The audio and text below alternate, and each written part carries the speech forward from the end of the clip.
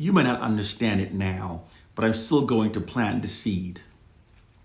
My words of black liberation may now sound foreign or outdated by many black people that have been socially engineered by the white society to no longer yearn for black liberation, but to instead only seek a comfortable position within the system of white supremacy.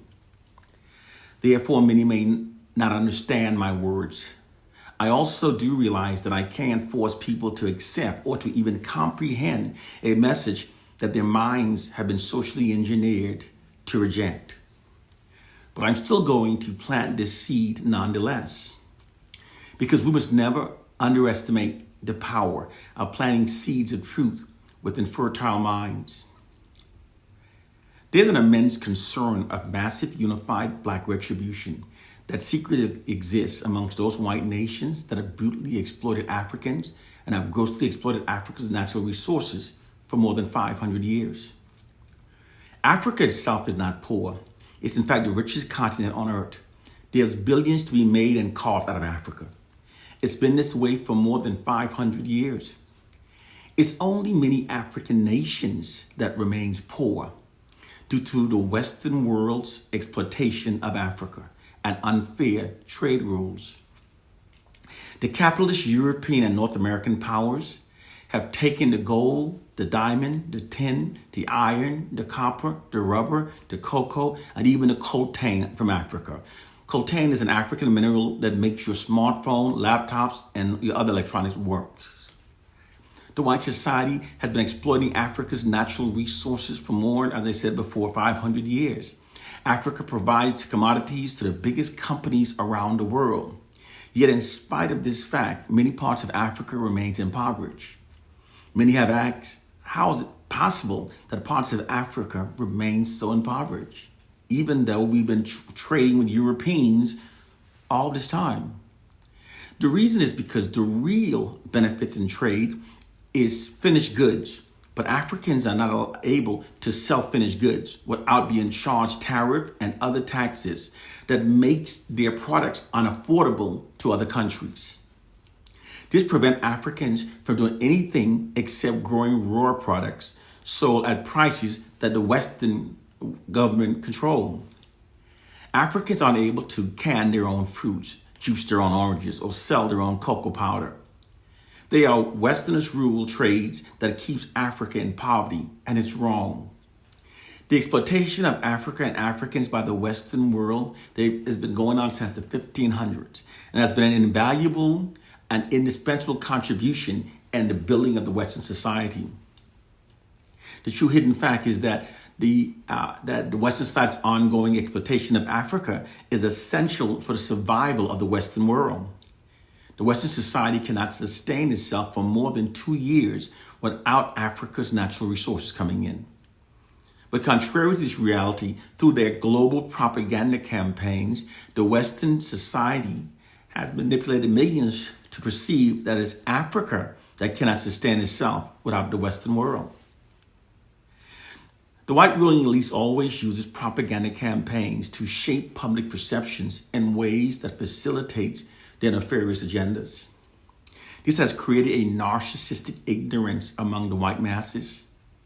Africa is being overexploited. And while grossly exploiting the African continent, the Western society also exploits the genius minds of Africans to advance their white society. I know that for some of you, that last statement sounds absurd, given how negatively black people are depicted within the Western society. We are constantly portrayed as being the black leeches of the white society that has benefited from the genius minds of white people. My words are not consistent with the perception held by most people, but perception is not reality. Perception is shaped by the narratives that are fed into the society. White propaganda systematically feeds false narratives into society that falsely exalts whites and falsely marginalizes black people. The public at large then function based upon those false narratives rather than the true reality. It's a perception management system that's designed to sustain false assumptions within a society that aids in maintaining white social dominance over black people. The hidden fact is that the white society has benefited greatly by the genius minds of Black people. For in spite of cultural traumas wrought by the injustices of white racism and slavery, most inventions that have revolutionized the world were in fact either invented by Black people or were directly inspired by early inventions by Black people. This is the fact they hide. The white society's exploitation of Africans has provided with an era in which it has flourished most throughout history. To allow this era to end would be directly against the interests of the white society, especially given that the white society's dependence on Africa's natural resources and dependence on the genius minds of Africans are indefinite. During the Carter administration, Dr. Zabriskie, a national security advisor and political scientist, warned President Carter, and the message was relayed to Western leaders across the West, that they had to do everything possible within their powers to prevent Africans throughout the diaspora from connecting with Africans on the continent. They must do everything possible to keep us from uniting politically, culturally, economically. Because when Africans are kept divided globally, we lose our global numerical advantage and we're stripped of all hopes of defeating global white supremacy. To prevent us from unifying globally, we African people are in fact the unknowing targets of the most elaborate divide and rule psychological warfare campaign in history. Here's how the white propagandist turns many Native Africans away from African Americans. The media images shown to Native Africans of we African Americans are those that depicts us in an unflattering, buffoonery, and culturally disconnected manner. Furthermore, African Americans are made to appear as criminals and thugs and as being a part of a treacherous, frightening, and insane fringe. These images reinforces negative stereotypes about African Americans and produces fear in the minds of Africans about us when they come to this country. They're afraid of us. It therefore shouldn't come as any surprise that many Native Africans develop such a negative opinion about we African Americans. As a result of these media depictions, some Native Africans come to the United States looking down upon African Americans, who could very well be their blood cousins, blood relatives. For some Native Africans, the programming against African Americans is so strong that some even insist that their children not marry African Americans. Many Native Africans have also given reports of being told by the government immigration officials upon arrival in the U.S. to stay clear of African Americans. Our reality. Now, here's how they've turned many African Americans against Native Africans. During the 1960s, African Americans had begun strongly embracing an African identity. Many started declaring our love for Africa, started wearing afros, braids, dashiki, and giving ourselves African nicknames.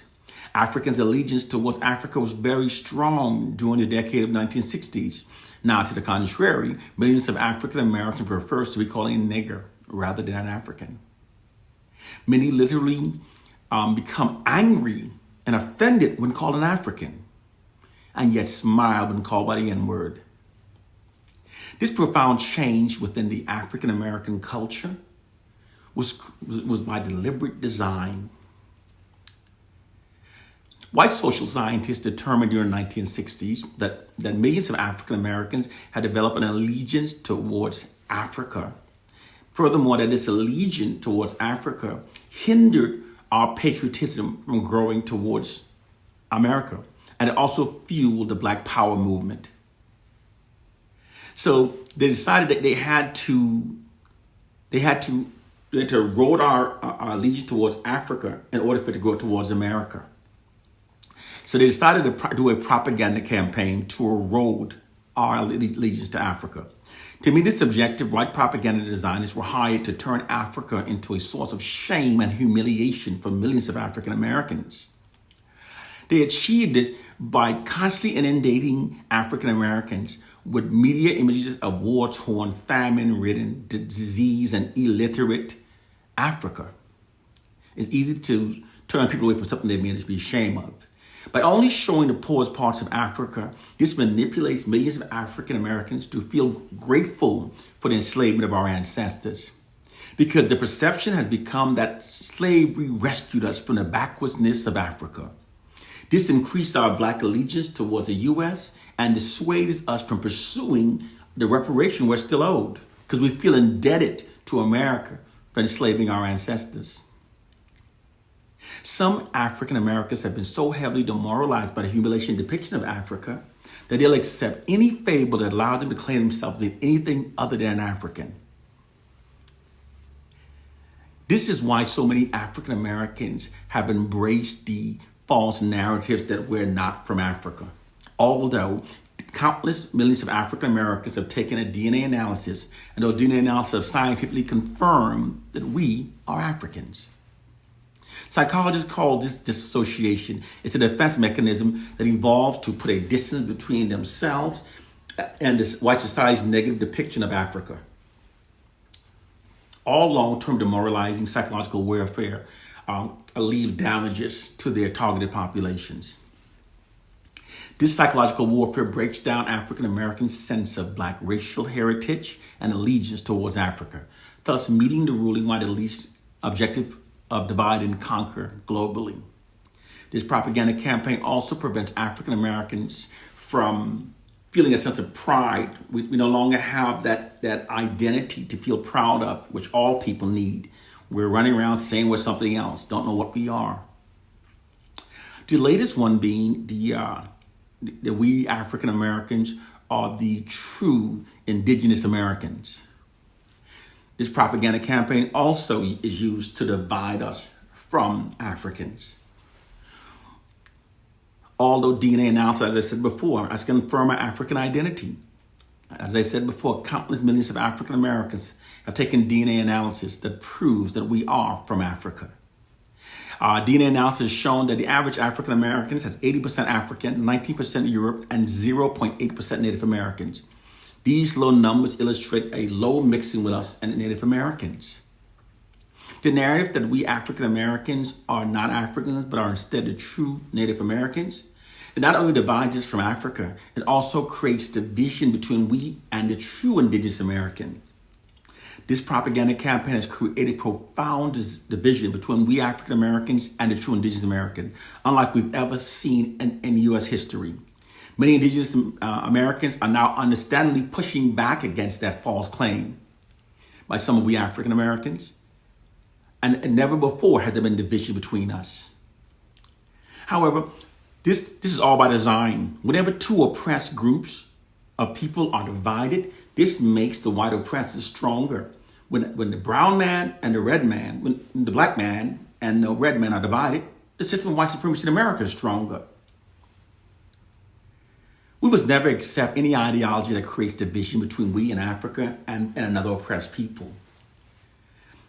The Black Hebrews. No group has divided African Americans from Africa more than the Black Hebrews, based upon a fictional Bible written by Europeans, which is an idiotic ideology. But I've already made videos about that. I've also made videos about how they divide us domestically. You know, those of us who don't critically think, those of us who blindly accept information from the white society, are always the easiest victim of the white society's divide and conquer propaganda campaigns. We must elevate our minds and recognize that there's a war. Whatever you receive information from the white society, always critically think. Ask yourself, how does accepting this narrative hurt my community, hurt my people, hinders my liberation? And when you, in any way that the information hinders your liberation, don't accept it. Because the white society deploys information warfare against us. That's the side of the COVID war that's being waged against us, information warfare. And they use it to make us think in ways that serve to protect the system of white supremacy. We must elevate our minds. They don't teach this in our schools. I don't care if you have a degree. If you have a doctorate degree. Don't teach this. This is stuff that governments know, how they control society. This information is kept from us. So we have to research it ourselves. One love and peace, brothers and sisters. One love and peace.